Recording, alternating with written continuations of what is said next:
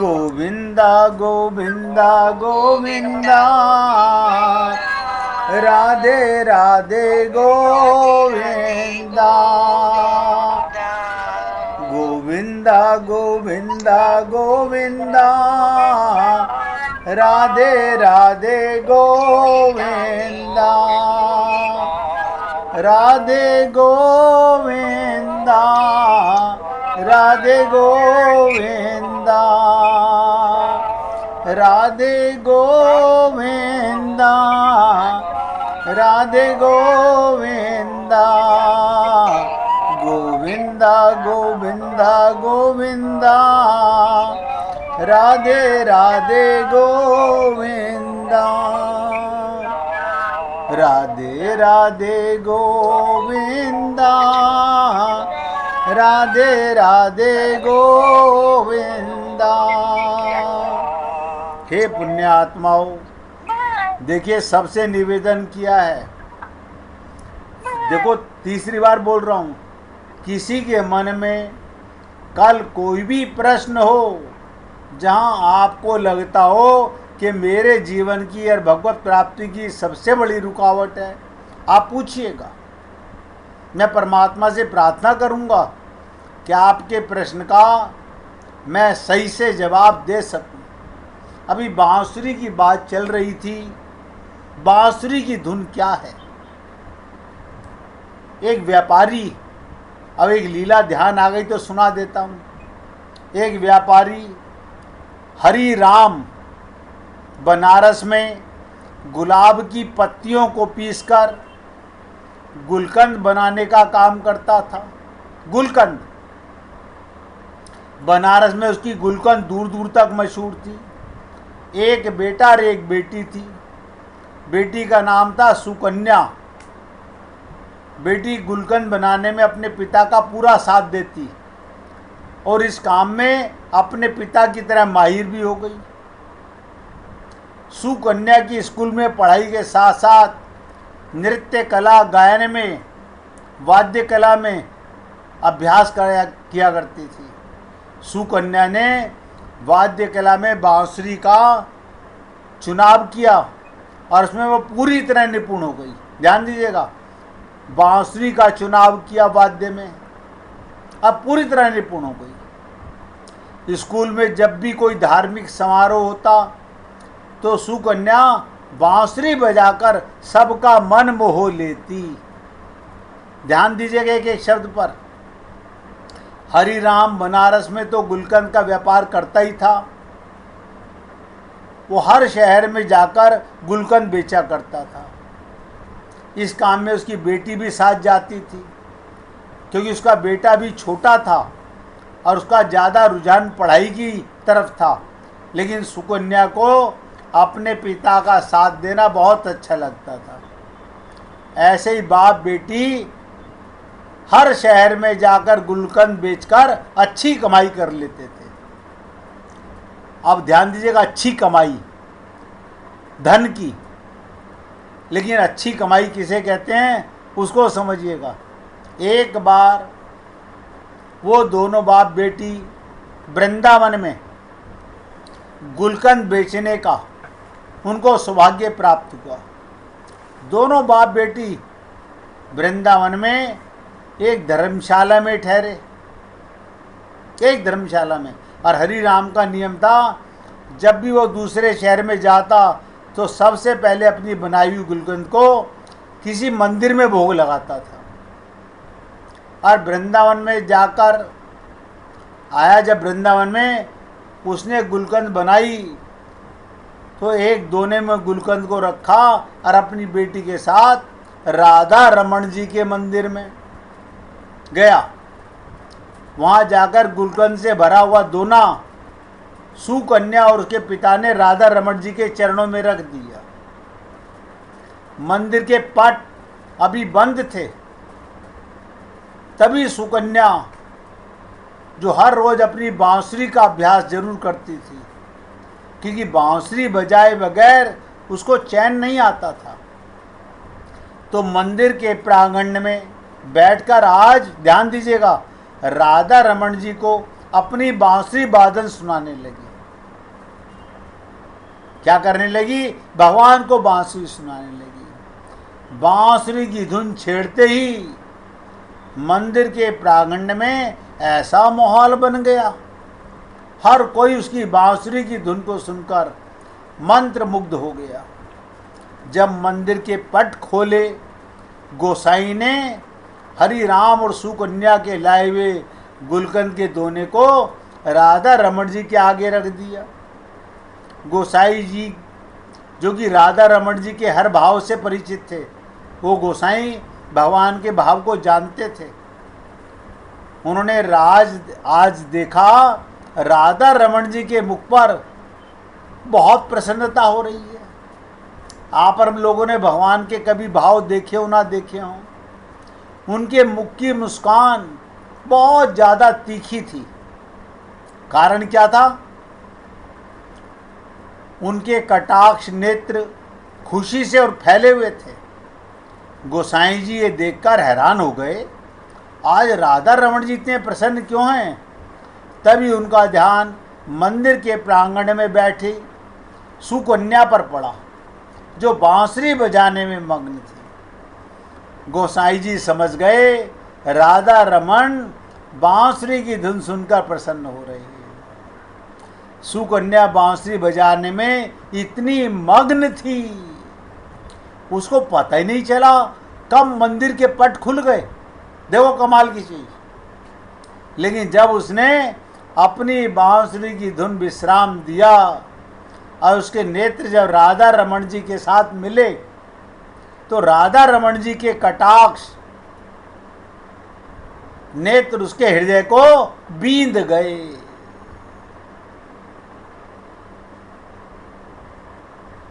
बस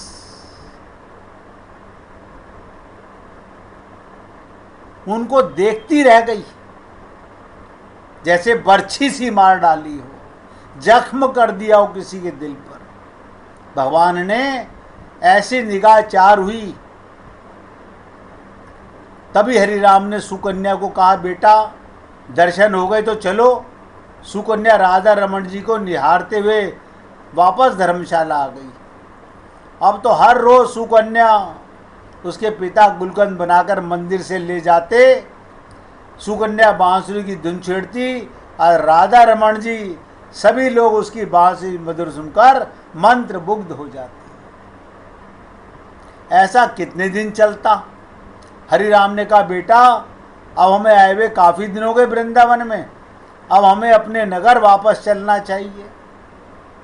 लेकिन ना जाने राधा रमण जी की कैसी इच्छा थी, जब भी वो जाने का प्रोग्राम बनाते हर बार उनका जाना ना हो जाता और वो वहीं रह जाते। ऐसा करते करते उनको वृंदावन में रहते 2 महीने हो गए। सुकन्या का तो यहाँ से जाने का मन ही नहीं कर रहा था, क्योंकि वो तो राधा रमण की दीवानी हो चुकी थी। जैसे आप और हम लोग माया के, परिवार के, संसार के दीवाने हैं। दीवाने तो हैं। उधर राधा रमण जी भी, ध्यान दो, आग दोनों तरफ लगती है। उधर राधा रमण जी भी आज तक बांसुरी की धुन से सारे वृंदावन में स्वयं रमण करते थे। अब तो सुकन्या की बांसुरी की धुन सुनकर मंत्र मुग्ध हो रहे थे। कई बार ऐसा होता कि रमणा, राधा रमण रात को विश्राम के लिए भी देरी कर देते, क्योंकि उनका बांसुरी की धुन प्रिय लगती थी। जब इनको सुलाने के लिए मंदिर के पट बंद करके अन्य गोसाई जाते, तो किसी न किसी बहाने, ध्यान दीजिएगा, राधा रमण जी मंदिर का पट बंद ही नहीं होने देते। कई भाई गोसाइयों ने देखा कि किवाड़ के नीचे कुछ अड़ा हुआ भी नहीं है, ये किवाड़ बंद क्यों नहीं हो रहे। और वो क्या जाने ये प्रेम की आग क्या होती है, और वो भी भगवान के प्रेम की आग। वो समझ चुके थे सुकन्या की बांसुरी की धुन राधा रमण को पसंद आ चुकी है। अब यहाँ से सुकन्या और हरिराम का जाने का समय आ गया। बड़े भारी मन से सुकन्या हरिराम राधा रमन को छोड़कर अपने नगर बनारस चले गए। जब सुकन्या राधा रमन जी के मंदिर से निकली, उसके कदम आगे बढ़ नहीं रहे थे। उसको ऐसे लग रहा था उसके पाँव में किसी ने बहुत भारी वजन के पत्थर रख दिए हों। हमारे पाँव में ममता मोह आसक्ति की बेड़ियां और उस सुकन्या के पैरों में राधा रमन के प्रेम की बेड़ियां, और वजन के कारण उसे चला नहीं जा रहा था लड़की से। जब सुकन्या अपने घर बनारस जा पहुंची, लेकिन उसका मन तो मोहिनी सूरत वाले वृंदावन के कटाक्ष नेत्रों वाली गहरी मुस्कान वाले राधा रमन ने हर लिया था। अब तो सुकन्या का अपने घर में बिल्कुल मन नहीं लगता। उसका मन करता वो भागकर मंदिर के प्रांगण में चली जाए। ऐसे ही कितने दिन चलता रहा। एक दिन सुकन्या अपनी माता जी के साथ रसोई घर में खड़ी थी, ध्यान दो। तभी अचानक से उसको जोरदार चक्कर आया और वो बेहोश होकर गिर पड़ी। प्रेम की बेहोशी। जब डॉक्टर के पास उसको ले गए, डॉक्टर को उसकी बीमारी समझ ना आई, लेकिन जब उसके पिताजी उसको बड़े अस्पताल ले गए तो डॉक्टरों ने जब उसकी जांच की तो पता चला उसके हृदय में छेद है। घर के सब लोग सदमे में आ गए। वो हमारी बेटी के साथ क्या हो गया? डॉक्टर ने बोला अब आपकी बेटी ठीक नहीं हो सकती, कुछ दिनों की मेहमान है। अब आप जानते हो घर वाले क्या करते हैं। इसके बारे में सुकन्या को नहीं बताया गया। सब लोग उसे ऐसे देखते कि तुमको कोई मामूली सी बीमारी है और तुम्हें कुछ नहीं हुआ। लेकिन सुकन्या को थोड़ा संदेह हो गया, उसको कुछ ना कुछ बड़ी बीमारी हो गई है। तभी एक दिन सब लोग बाहर गए हुए थे और उसमें अलमारी में से अपनी रिपोर्ट एक्सरे की देखी कि हृदय में छेद है। लेकिन तभी उसको वहाँ उसके हृदय में एक आकृति दिखाई दी, काय में? एक्सरे के अंदर। जब उसने उसे देखा, उसने देखा वो तो राधा रमन जी की आकृति थी। अब लगन की बात है, तड़प की बात है। सुकन्या ये देखकर हैरान हो गई, राधा रमन जी को मैं वहां नहीं छोड़कर आई, बल्कि वो तो मेरे साथ हृदय में निवास कर रहे हैं। एक्सरे के अंदर छेद में भी उसी कन्या को नजर आए। जब सब लोग घर आए तो सुकन्या ने ऐलान कर दिया वो आज रात को राधा रमन जी के पास जाएगी। लेकिन उसके पिताजी ने कहा बेटी तुम्हारी तबीयत ठीक नहीं, तुम वहाँ नहीं जा सकती। अब ध्यान दीजिएगा, सुकन्या ने ठान लिया वो वृंदावन जरूर जाएगी। ना जाने कब उसको मौत का बुलावा आ जाए। उसके पिताजी और उसकी हट के आगे विवश हो गए और लेकर वृंदावन चल पड़े। वृंदावन पहुंचकर वो दोनों सुबह सबसे पहले राधा रमन के मंदिर अपने हाथ से बने हुए गुलकंद को लेकर, बांसुरी लेकर मंदिर में प्रवेश करते हैं। मंदिर में आज एक अजीब, ध्यान दीजिएगा, अजीब तरह की खुशबू आ रही है। अब उस खुशबू को कौन पहचाने? सब गोसाई लोग हैरान, आज ये मंदिर में कैसी खुशबू फैल गई। लेकिन जब उनका ध्यान सुकन्या की तरफ गया तब गोसाई उस सुकन्या को देखकर बड़े प्रसन्न हो गए और कहने लगे अरे बेटा तुम कहाँ चली गई थी? क्या बोले? जब से तू गई है बेटा हमारे तो राधा रमन जी की मुख की कांति फीकी पड़ गई। लेकिन आज देखो इनकी मुस्कान फिर कितनी गहरी है। और आज तो तुम्हें देखकर उनकी दांतावली भी दर्शन दे रही है। अब जल्दी से तुम अपनी बांसुरी की धुन सुना दो ताकि भगवान प्रसन्न हो जाएं। तुम नहीं जानती कि तुम्हारे हाथों से बनी हुई गुलकंद राधा रमन जी को बहुत प्रिय थी। जब भी तुम गुलकंद का भोग लगाती, हम अपने हाथों से इनके मुख पर लगी गुलकंद को साफ करते थे। हमने तुम्हें कभी नहीं बताया कि तुम्हारा गुलकंद रोज भोग लगाते थे। ये सुनकर सुकन्या का फीका पड़ा मुख अचानक खिल उठा जब उनको गोसाई जी ने बोला, आज तुम अपनी बांसुरी की धुन से राधा रमन को प्रसन्न करो। अब मैं बीच में आपको बताना चाहता हूँ, आपके अंदर भी वो प्रेम की धुन है, आपके अंदर भी वो भगवान को रिझाने का भाव है, लेकिन अभी वो भाव कुभाव में फंसा हुआ है। तभी वहां पर हरिनाम ने आकर गुसाई जी को हाथ जोड़कर कहा, मेरी बेटी अब बांसुरी नहीं बजा सकती। क्यों? इसके हृदय में छेद है। क्या बोले? अब मेरी बेटी कभी बांसुरी नहीं बजा सकती।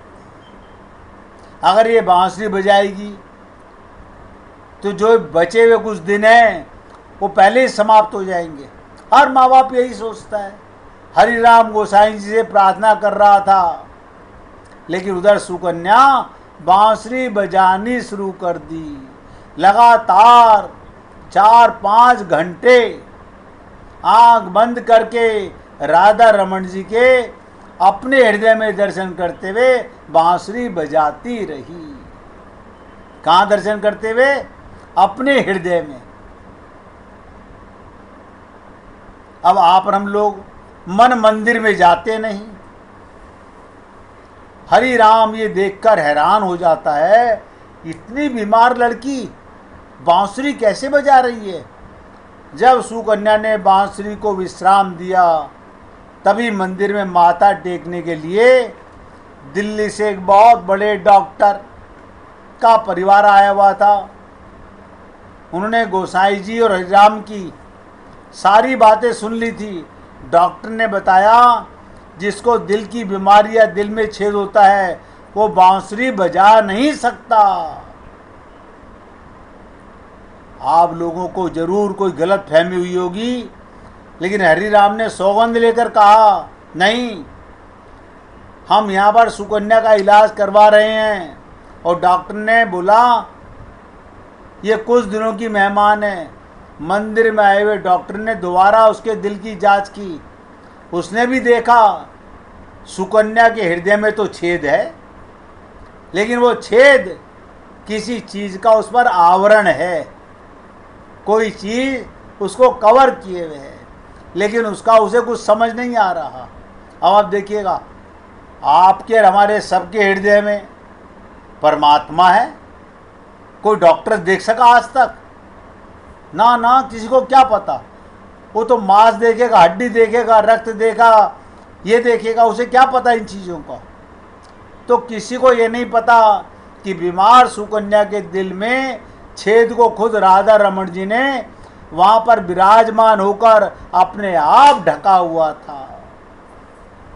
सुकन्या अपनी बीमारी से बिल्कुल बेपरवाह थी, क्योंकि उसके दिल में डॉक्टर राधा रमन, ध्यान दो, कौन डॉक्टर? डॉक्टर राधा रमन जी उसके दिल का इलाज करने के लिए खुद उसके हृदय में वास कर रहे थे। ये बात सुकन्या और राधा रमन जी जानते थे। सुकन्या ने ऐलान कर दिया, जब तक उसकी जिंदगी है वो राधा रमन जी को छोड़कर, वृंदावन छोड़कर कहीं नहीं जाएगी। अब आप सोचिए, उसके पिता ने उसको बहुत समझाने की कोशिश की, लेकिन वो अपनी बात पर अड़ी रही। इस बात को 25 साल हो गए थे, सुकन्या के बाल सफ़ेद हो चुके थे, लेकिन राधा रमन जी की कृपा से उसका हृदय 25 साल बाद भी तंदुरुस्त था, उसको कुछ नहीं हुआ। जिस पर लालजू की कृपा हो जाए उसको कोई बीमारी छू नहीं सकती।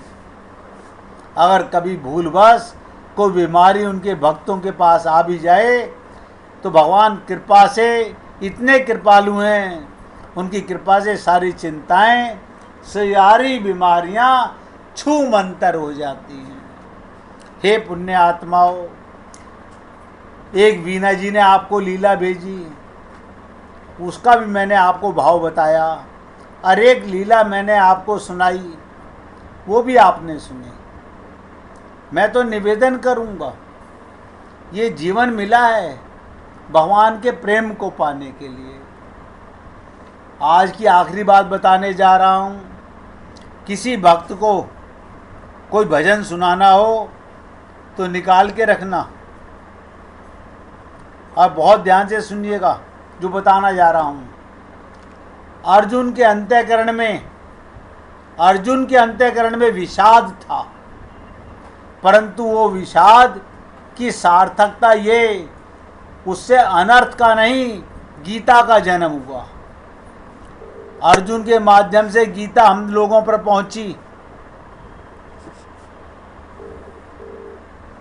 गीता का जन्म हुआ। ऐसे विषाद का धन्य है, अपने हर्ष और विषाद को भगवान से जोड़ देना ही साधक की सबसे बड़ी चतुराई है। भगवान राम ने अपने चरित्र में इसी सत्य को प्रकट किया। वो कब किया, कैसे किया? कल गुरु पूर्णिमा है। भगवान राम अपने गुरु विश्वामित्र के साथ सार्थक करेंगे इस लीला को। कल आपको सुनाएंगे कि भगवान भी गुरु के चरण चापते समय, संसार छोड़ते हुए, राज्य छोड़ते हुए, गुरु के साथ चलते हुए कितने प्रसन्न थे। हे पुण्य आत्माओं, निवेदन करना मेरा कार्य है। अच्छा लगा तो जीवन में उतारिएगा। मौका सबको मिला है। आज मैं अपने शब्दों को विराम दे रहा हूँ। अब बाई जी भजन सुनाना चाहती हैं, आप उनसे भजन सुनिएगा। बहुत ध्यान से सुनिएगा भैया, सुनाइए बाई जी।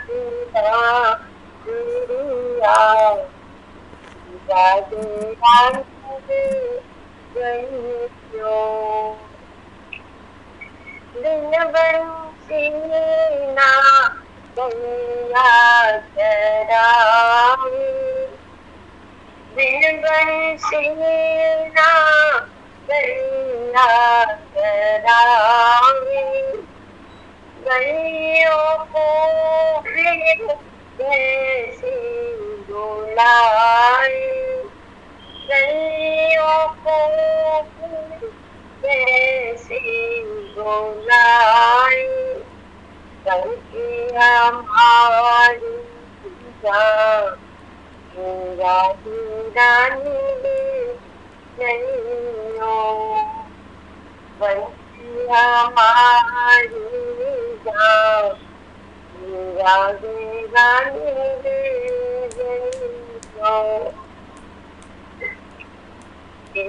जलियो जलियो खाना की बात या रानी जलियो दिन बंसीना रात बचाई दिन बंसीना रात बचाई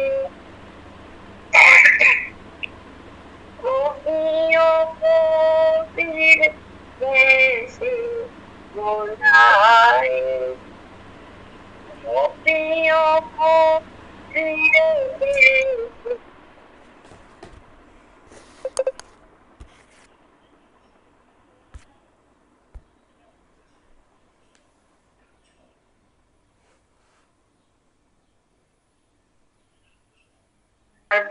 रानी दे जइयो दे जइयो दे जइयो काना की बात दिन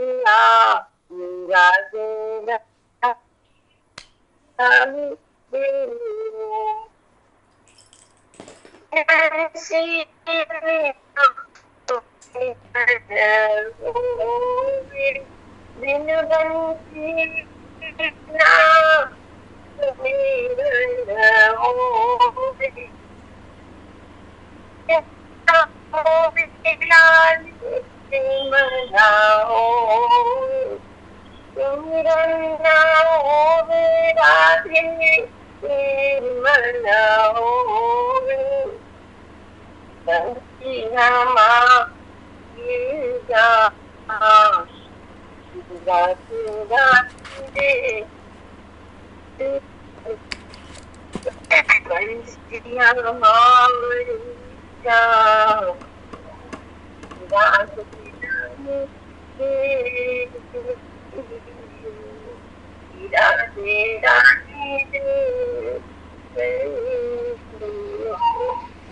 बोलिए वृंदावन बिहारी लाल की